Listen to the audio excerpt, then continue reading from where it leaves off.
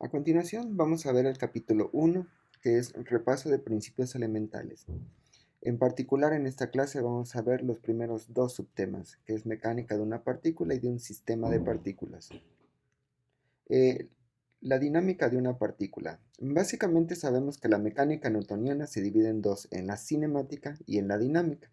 La cinemática se encarga de describir el movimiento de los objetos. Por ejemplo, si ustedes patean una pelota, esta lo hace en un movimiento eh, tiro vertical, ustedes dejan caer una pelota, es caída libre, o ustedes amarran una pelota a un hilo y la ponen a girar, entonces tienen un movimiento circular. Y entonces la cinemática se encarga básicamente de describir cómo es un movimiento circular, cómo es un movimiento en caída libre y cómo es un movimiento en tiro parabólico.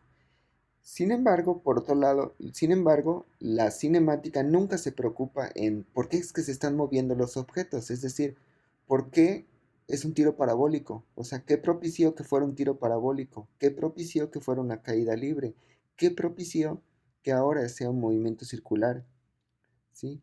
Y sin embargo, por otro lado, tenemos la dinámica que básicamente se encarga de describir por qué se están moviendo los objetos, o sea, por qué se empezó a mover un objeto. ¿Sí? No le importa cómo se mueva, aquí lo importante es por qué se está moviendo un objeto, ¿sí? Entonces solamente estoy enfatizando estas dos cosas de la dinámica. En particular, me voy a centrar en este curso nos vamos a centrar en la dinámica. Entonces, bueno, la dinámica en esencia es la parte de la mecánica que estudia la causa del movimiento, pero la pregunta es, ¿qué causa el movimiento de los objetos? Es decir, ¿por qué se mueven los objetos? Y la respuesta es, pues las fuerzas. Las fuerzas son las causantes de que un objeto se mueva, ¿sí? Entonces, por eso es que ahora discutiremos los conceptos de fuerza y masa, así como la relación con la cinemática. ¿Ok? Y esta relación básicamente está contenida en las leyes del movimiento de Newton que ustedes ya conocen. Eh, Esto solamente es para hacer un pequeño repaso, para que ustedes recuerden bien qué cosas son las leyes de Newton. Y este es un ejemplo típico de leyes de Newton. Básicamente tienen un techo y tienen tres cuerdas, dos cuerdas que hacen con una tensión 1 y un T2, y esa unión se cuelga un T3 y cuelga un bulto. Entonces, ustedes están acostumbrados a resolver este sistema. Básicamente lo que hacen es ponen dos sistemas de referencia, uno de la unión de las tres cuerdas y otro en la unión de la cuerda T3 con la masa. ¿Ok? Y entonces, por lo tanto, hacen sus diagramas de cuerpo libre y sacan las tensiones. La pregunta aquí es no cómo resuelves este sistema, sino la pregunta es, ¿qué leyes de Newton están involucradas en este sistema? ¿Está involucrada la primera ley, la segunda o la tercera? ¿Cómo sabemos qué leyes están involucradas? ¿Okay? Entonces para esto, pues básicamente vamos a repasar las tres leyes de Newton. O por ejemplo este es un ejemplo muy interesante que dice, el asistente de Miguel Ángel se le asignó la tarea de mover un bloque de mármol con ayuda de un trineo. El asistente le dice al jefe, cuando ejerce una fuerza hacia adelante sobre el trineo, este ejerce una fuerza igual y opuesta hacia atrás. Así que, ¿cómo podré en algún momento comenzar a moverlo? Sin importar qué tan fuerte jale, la fuerza de reacción hacia atrás siempre será igual a la fuerza que yo ejerzo hacia adelante. Obviamente yo sé Newton, dijo el chalán. Así que la fuerza neta debe ser cero. Nunca seré capaz de mover esta carga. ¿Sí? Entonces, la pregunta ¿es este un ejemplo en el que en un caso en un escaso conocimiento se vuelve un peligro? Es decir, el chalán dice, yo no voy a mover el bloque, ¿para qué? No lo voy a poder mover, ya Newton nos explicó. La pregunta es, ¿tiene sentido? O sea, ¿el chalán tiene razón? Ustedes, creo que todos ustedes en algún momento han jalado una banca o han visto cómo cuando eran niños amarras un hilo a un carrito y lo jalas. Entonces sí, claro que lo jalas. Y ustedes se pueden preguntar, pero el chalán dice, cuando ejerzo una fuerza hacia adelante sobre el trineo, este ejerce una fuerza igual y opuesta hacia atrás. Así que no podré moverlo. Obviamente el chalán está entendiendo mal las leyes de Newton, pero la pregunta es, ¿qué es lo que él no está considerando? ¿O dónde está su error? porque podemos decir, ¿es la fricción? No. Podemos decir, ¿en dónde se equivocó? ¿O cuál es donde está mal? Pero obviamente ustedes ya llevaron física 1 y saben la respuesta. Solamente voy a hacer énfasis en esto que está en rojo. Una fuerza sobre el trineo y este ejerce una fuerza igual y opuesta hacia atrás. ¿Sí? Ahí está la confusión del chalán. ¿Por qué está ahí la confusión del chalán? Bueno, vamos a ver si recordando las 3 leyes de Newton les queda claro esto. Primera ley. Un objeto en reposo permanece en reposo y un objeto en movimiento seguirá en movimiento con velocidad constante, excepto cuando reciba la acción de una fuerza externa. La fuerza es lo que cambia el movimiento. Ojo, la primera ley de Newton expresa lo que ocurre en ausencia de fuerzas externas. Si ustedes recuerdan el ejemplo de las tensiones con el bulto, no podemos decir que eso es primera ley de Newton, porque claro que existen fuerzas. La diferencia es que la suma de las fuerzas es igual a cero, es decir, el sistema está en reposo. Pero la primera ley de Newton, básicamente lo puse ahí, es la fuerza es lo que cambia el movimiento, pero la suma de las fuerzas es cero. Sin embargo, la primera ley de Newton nos dice que en ausencia de fuerzas, ¿sí? Espero que les haya quedado claro. Entonces, a esta ley también se le llama la ley de inercia. Entonces uno se puede preguntar, bueno, ¿por qué se le llama ley de inercia? Entonces, ¿qué es la inercia? Bueno, la inercia es la propiedad que tienen los cuerpos a resistirse a cambiar su estado de movimiento, es decir, quedarse en reposo si están en reposo o a mantenerse en movimiento con velocidad constante si se están moviendo. Creo que a todos nos ha pasado que cuando vamos en el camión, pues nosotros estamos conscientes de que estamos arriba del camión y que por lo tanto tenemos la misma velocidad del camión. Y una vez que el camión se frena, todos nos hacemos hacia adelante. Ahora, ¿por qué nos hacemos hacia adelante? Pues es la inercia a mantenerse en esa misma velocidad constante. Sin embargo, como el camión frena y normalmente lo hacen de golpe, entonces uno pone esa inercia a seguirse moviendo hacia adelante. ¿Sí? La segunda ley de Newton dice, cuando se ve desde un marco de referencia inercial, eso es muy importante, inercial, la aceleración de un objeto es directamente proporcional a la fuerza neta que actúa sobre él e inversamente proporcional a su masa. Es decir, en ecuación podemos verlo como la aceleración es proporcional a la fuerza sobre la masa. Solamente hay que tener en cuenta que esta es una ecuación vectorial, porque podemos tener fuerza en X, en Y o en Z. Entonces podemos reescribir la fuerza a componentes, lo cual tenemos fuerza en X, en Y y en Z. Y estas son ya ecuaciones escalares. ¿Ok? También podemos tener la condición de equilibrio, que es la suma de fuerzas igual a cero. Regresando al ejemplo del bulto colgando con los cables, el bulto básicamente está comprendido en la segunda ley de Newton. ¿Por qué? Porque nos dice que la suma de las fuerzas es igual a cero. Tenemos un sistema en equilibrio. Recuerden que la primera ley es ausencia de fuerzas. La segunda ley es suma de fuerzas. Y esas fuerzas podrían estar en equilibrio y ser cero, que es lo que ocurre con el bulto. Entonces, en el bulto está presente la segunda ley de Newton. ¿Sí? Y después, la tercera ley de Newton nos dice, si un cuerpo A ejerce una fuerza sobre un cuerpo B, una acción, entonces B ejerce una fuerza sobre A, una reacción. Estas dos fuerzas tienen la misma magnitud, pero dirección opuesta. Y actúan sobre diferentes cuerpos. Esto es muy importante. Y actúan sobre diferentes cuerpos. Le hubiera puesto un rojito. ¿A qué me refiero? Por ejemplo, este cuate está tratando de jalar este bloque. Entonces, por un lado, tenemos la fuerza que él ejerce sobre el bloque y el bloque, la fuerza que ejerce sobre este cuate tratando de jalarlo. Esa es la tercera ley. La tercera ley es muy obvio, por ejemplo, si ustedes piensan en un arma, en una pistola. Ustedes cuando disparan una pistola, hay que agarrarla con mucha fuerza porque si no la pistola se hace para atrás. Bueno, se va a hacer para atrás. ¿Por qué se hace para atrás? Porque es la reacción. Por un lado, avienta la bala hacia enfrente y por otro lado la pistola recula hacia el otro lado. Cuando ustedes patean un balón, si ustedes pudieran ver cuando patean un balón en cámara lenta, verían cómo el balón se deforma justo en la punta del pie, y eso es debido a la acción. Y ustedes no sienten que el pie les duele porque tienen el zapato, pero si ustedes patearan el balón descalzos, entonces sentirían un pequeño dolor. Y eso básicamente es debido a la reacción que el balón está ejerciendo sobre su pie. El pie ejerce una fuerza sobre el balón y el balón ejerce una fuerza sobre el pie. Un ejemplo que ustedes podrían hacer es si su pulgar lo apoyan sobre su escritorio y lo mantienen ahí un momento y de repente lo hacen con fuerza y de repente voltean a verlo, se van a dar cuenta que estaba medio blanquito, como que no hubo circulación de la sangre ahí. ¿Qué es lo que pasó?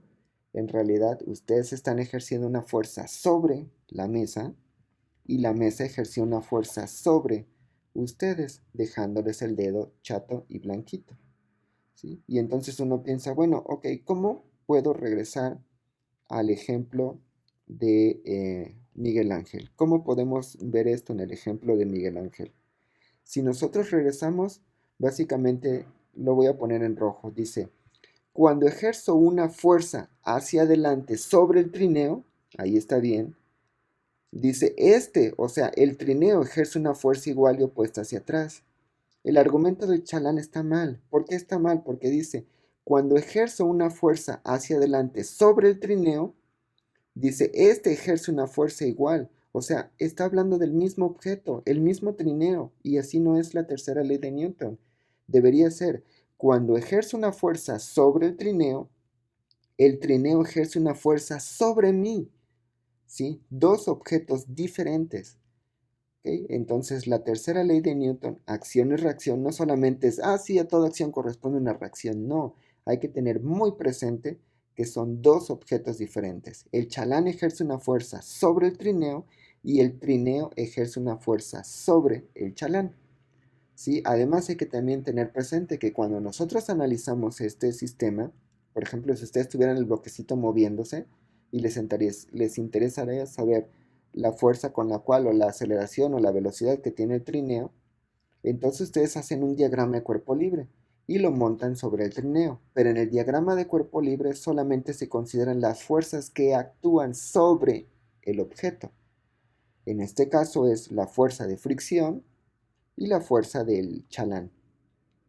En un diagrama de cuerpo libre nunca se ponen las fuerzas que el objeto está ejerciendo. ¿Sí? En ningún momento se ponen esas fuerzas. ¿Ok? Entonces, bueno, esto es simplemente un preámbulo y ahora vamos a verlo ya matemáticamente la descripción. Ok, entonces vamos a empezar a analizar la mecánica newtoniana. Sea R un vector de posición que depende de X, de Y y de Z, y sea V la velocidad, su velocidad. Entonces, por lo tanto, nosotros sabemos que la velocidad matemáticamente la podemos expresar como la derivada de R respecto al tiempo. Esto en mecánica también se le puede llamar simplemente como R puntito. El puntito lo único que denota es la derivada respecto al tiempo, en este caso de R. Eso es algo muy común que vamos a estar haciendo en mecánica clásica. Entonces, si yo multiplico la masa por la velocidad, podemos definir el momento lineal de la partícula como P, simplemente como la masa por la velocidad. Y este momento lineal P simplemente es un vector. ¿Ok? Entonces, bueno, por otro lado, si nosotros metemos el concepto de fuerza, imaginemos que tenemos una partícula que está sometida no solamente en un campo gravitacional, sino que también existe un campo eléctrico, un campo magnético o algún otro término. Entonces, por lo tanto, la fuerza neta que va a sentir esa partícula la podemos expresar como la suma de todas estas fuerzas. ¿Sí? Y esta fuerza puede ser la fuerza gravitacional, más la fuerza eléctrica, más la fuerza magnética, más algún otro tipo de interacción. ¿Ok?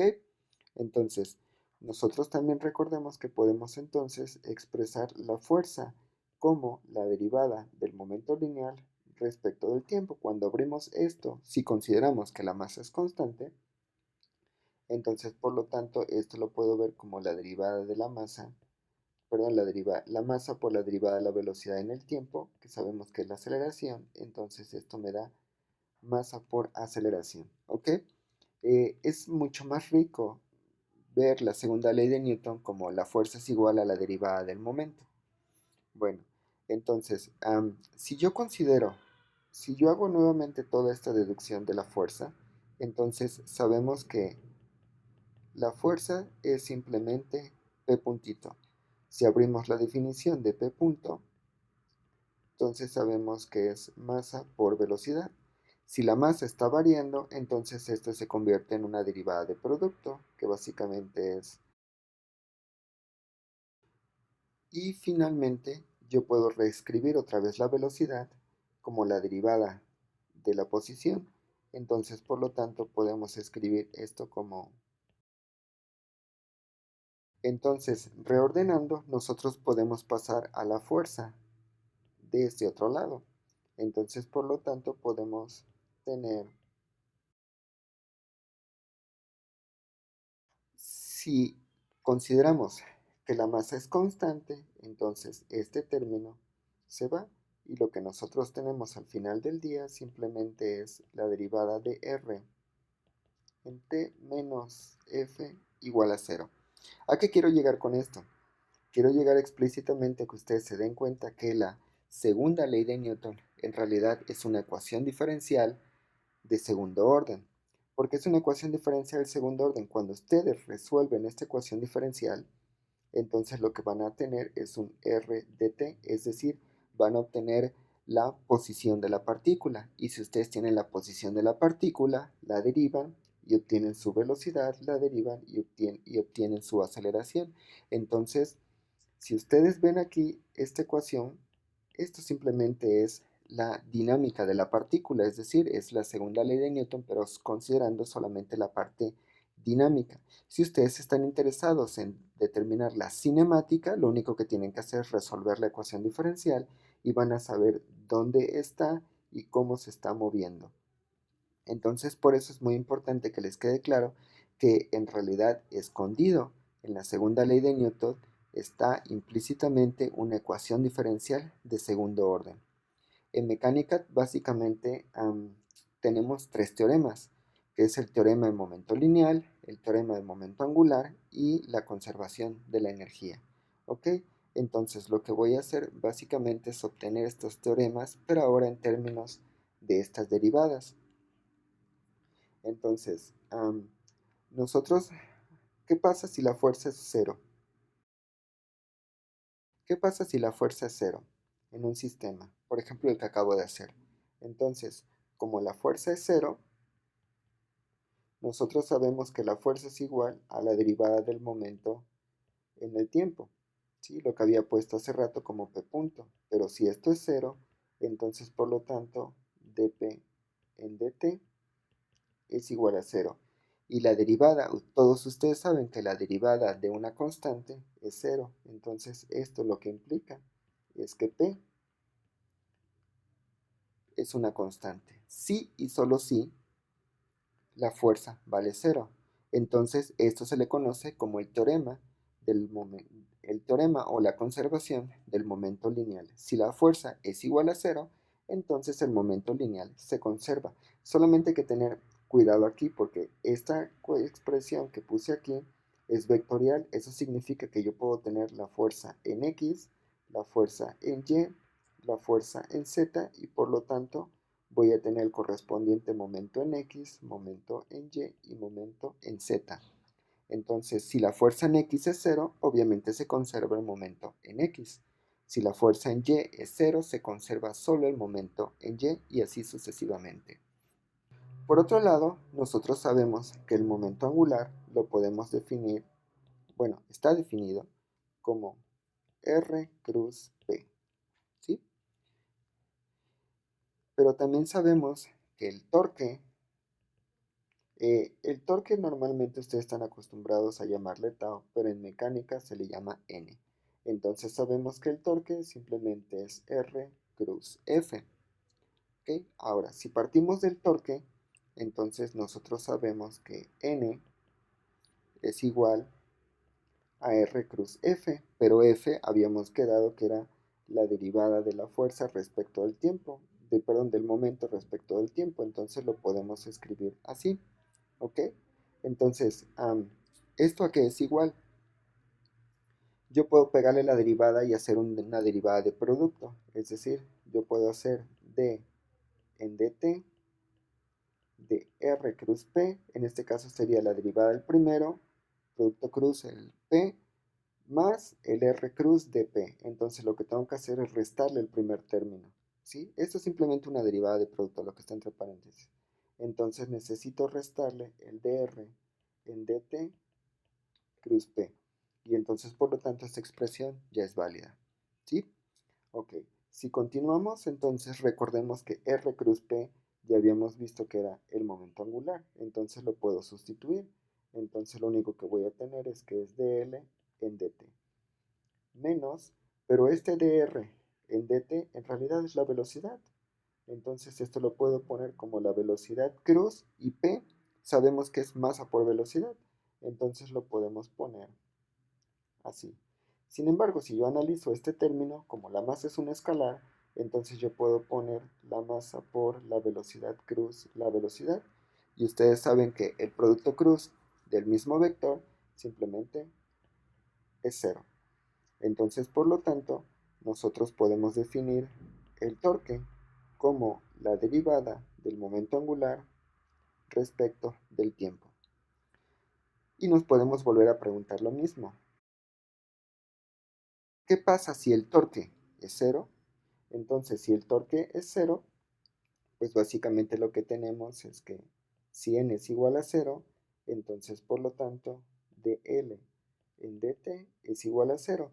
Y la única forma que la derivada sea igual de algo sea igual a cero es que l debe de ser una constante. ¿Ok?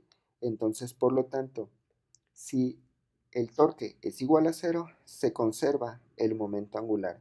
Y entonces aquí tenemos el segundo teorema de conservación, de que es el momento angular. Entonces ya llevamos el teorema de conservación del momento lineal y el teorema de conservación del momento angular. ¿Ok? Eso simplemente es, si la fuerza vale cero, el momento lineal se conserva en esa dirección, porque recuerden que la fuerza es un vector. Y lo mismo va a pasar para el torque. Pueden tener torque en X, en Y o en Z, y se va a conservar o va a ser constante. En mecánica se le nombra conservar, que significa constante. Entonces se va a conservar el torque en la dirección, el momento angular en la dirección en la cual se esté aplicando el torque. ¿Sí? Ok. Bueno, entonces, ahora lo único que nos falta es para la energía. Entonces, supongamos que una partícula se está moviendo en el espacio de un punto 1 a un punto 2. Es decir, supongamos que tenemos aquí y tenemos la partícula que se está moviendo y tenemos su vector de posición que sería r, y la partícula parte de un punto 1 y se mueve hacia un punto 2, ¿sí? Entonces estoy interesado en analizar el trabajo que lleva la partícula en ir de un punto a 2.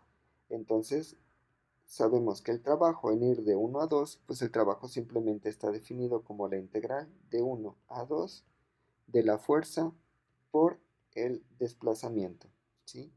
Este de aquí es el vector ds, que es el vector desplazamiento. Ok, entonces, pero todos ustedes saben que la fuerza la podemos expresar como la derivada respecto del tiempo del momento. Y a su vez esto lo podemos expresar como la derivada de la masa por la velocidad. Voy a considerar que la masa es constante. Entonces, por lo tanto, esto simplemente lo puedo poner como masa por la integral de 1 a 2 del dv en dt. Pero el ds es el desplazamiento, como el vector de desplazamiento r de hace un momento.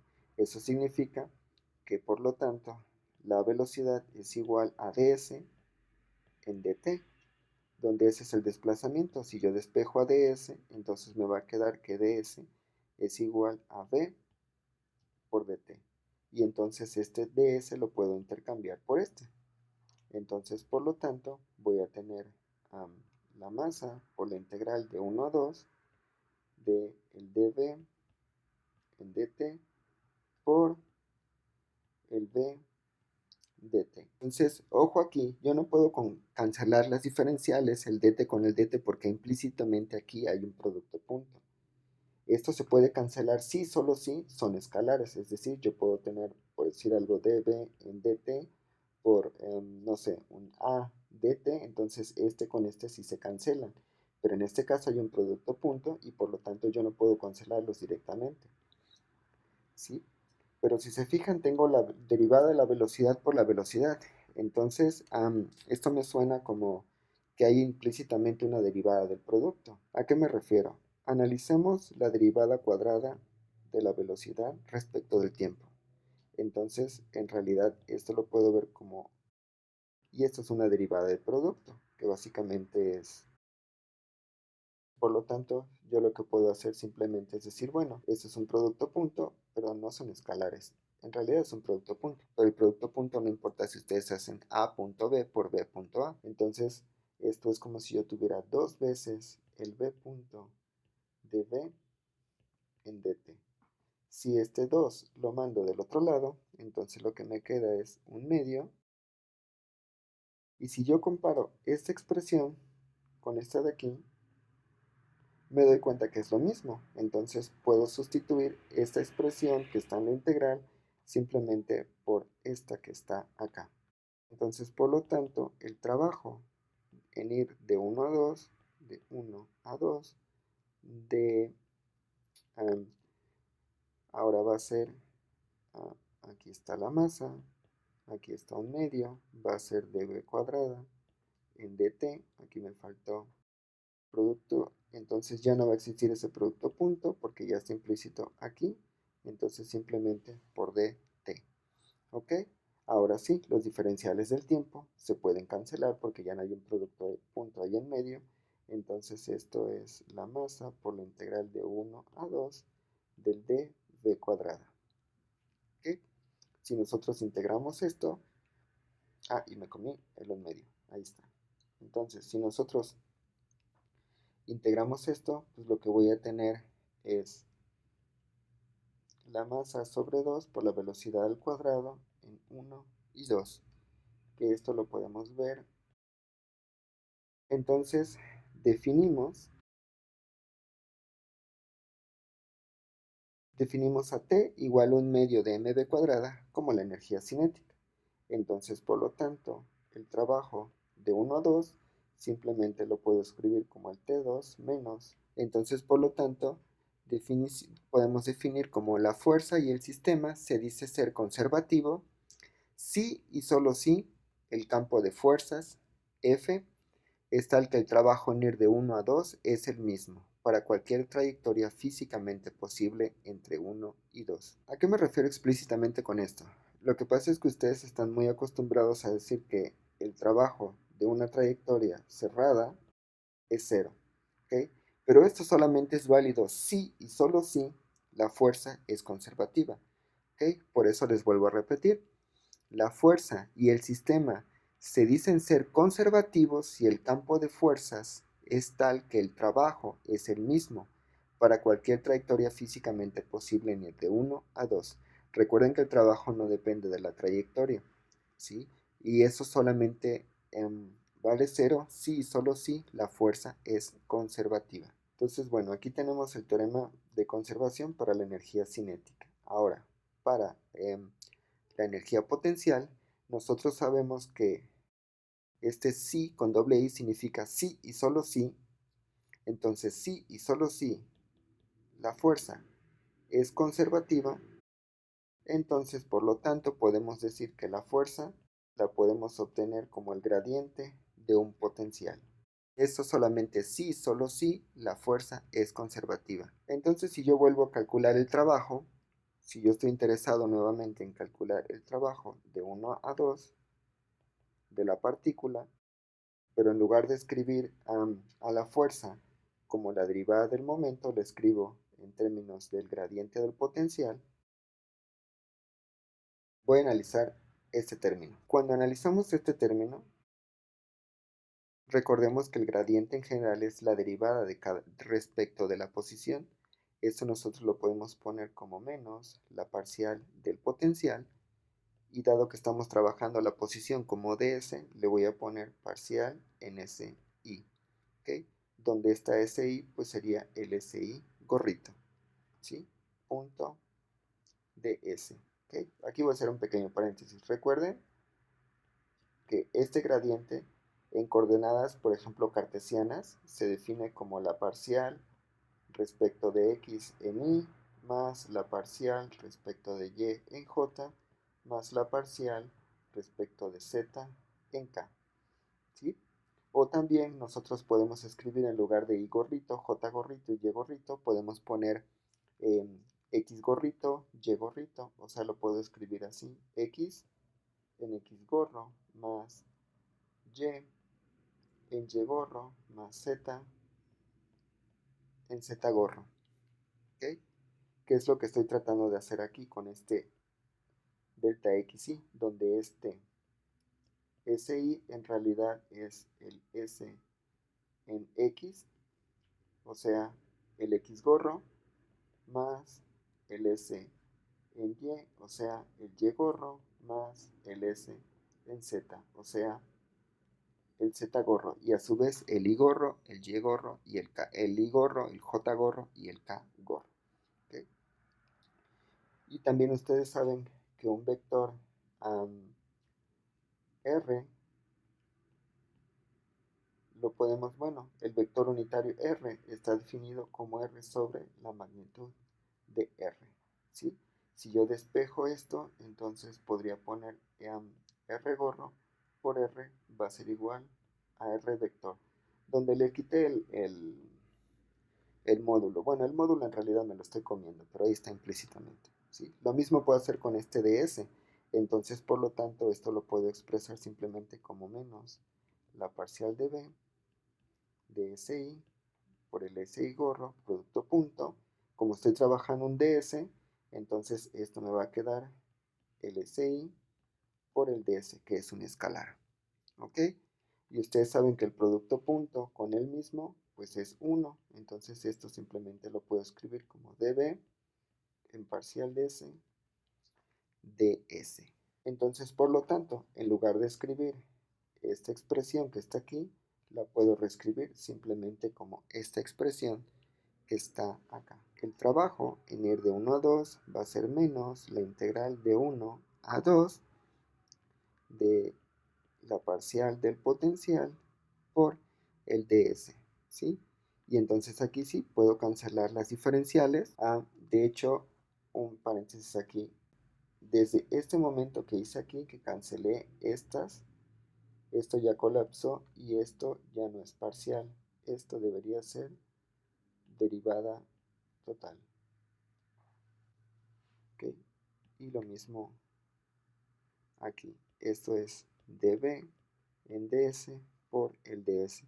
Y esto se puede cancelar y lo único que me va a quedar es menos la integral de 1 a 2 del dv, donde v no es la velocidad, es el potencial. Y esto básicamente es, como tiene un menos aquí, entonces va a ser el v1 menos el potencial 2. ¿Sí? Entonces ahora tengo que el trabajo es equivalente a la resta del potencial. Pero por otro lado, de la expresión anterior, ¿dónde se quedó? Aquí está. Por otro lado, tenemos que el trabajo es la diferencia de la energía. Entonces, si yo igualo las dos definiciones de trabajo, básicamente lo que voy a tener es que el T2 menos el T1 es igual al B1 menos el B2. Si reacomodo esto, puedo escribir simplemente como, entonces esto es lo que se le nombra que la energía se conserva. ¿Por qué? Porque la energía inicial es igual a la energía final. ¿Sí? Entonces, esto es lo que le conoce como el teorema de conservación de una partícula. Si durante un desplazamiento de la partícula el potencial cambia explícitamente en el tiempo cuando la partícula se mueve, Entonces T más B no se conserva durante el movimiento de la partícula. Es decir, si el potencial cambia, significa que la fuerza no es constante. Entonces el teorema de conservación de la energía ya no es válido. El teorema de conservación de la energía solamente es válido si, solo si, la fuerza es conservativa. Y si, y solo si la fuerza es conservativa, entonces por lo tanto podemos expresar a la fuerza como el gradiente de un potencial. ¿Sí? Entonces en realidad esto es un poco más profundo. O sea, no es simplemente que, se me ocurrió escribir como la fuerza es igual a menos el gradiente de un potencial. No, físicamente hay un trasfondo ahí. Y es decir, si la fuerza es conservativa, o sea, si la fuerza se conserva, yo puedo escribir a la fuerza como la derivada de un gradiente. Y cuando yo hago el teorema de conservación de la energía con ese potencial, entonces por lo tanto llego a la conservación de que V2 menos V1 es el trabajo. Y eso solamente ocurre debido a que el potencial es conservativo, consecuencia de que la fuerza sea conservativa. Entonces, recalcando, si la fuerza que actúa sobre una partícula es conservativa, entonces la energía total de la partícula se conserva. O sea, T inicial y B inicial es igual al potencial final más la energía final. Bueno, hasta ahora lo que hemos hecho es deducir el teorema de conservación, bueno, los teoremas de conservación del momento lineal, el momento angular y la conservación de la energía para una partícula. Pero si ahora nosotros nos preguntamos, bueno, ¿qué pasa si en lugar de tener una partícula tengo dos, tres, cuatro o n partículas? En realidad lo único que hay que hacer es básicamente lo mismo. En lugar de tener un P, ahora tenemos un PI, que es la suma de muchos momentos, o sea, el momento individual de cada una de las partículas, donde recuerden que este PI, creo que se me olvidó comentarles, pero este PI, en realidad cuando yo escribo PI, lo que significa es la suma desde I igual a 1 hasta N del PI, o sea, el P1, el momento 1, el momento 2, el momento lineal 3 y así sucesivamente.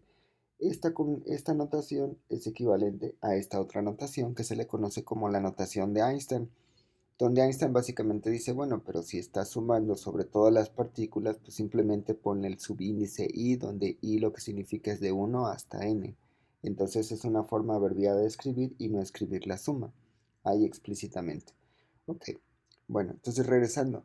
Si nosotros tenemos una, dos, tres, cuatro partículas, pues va a ser exactamente lo mismo. Si nosotros tenemos que la fuerza neta o la fuerza total es cero, entonces la suma de todas las fuerzas es cero, entonces lo que voy a tener es que la suma de estas FI pues va a ser cero. Entonces como FI va a ser cero, entonces el DPI en el DT es igual a cero y esto lo que significa es que el momento en I va a ser simplemente una constante. Y es exactamente lo mismo, o sea, el momento para la partícula 1 en la dirección X se conserva, para la partícula 2 en la dirección X se conserva y así sucesivamente para el número n de partículas.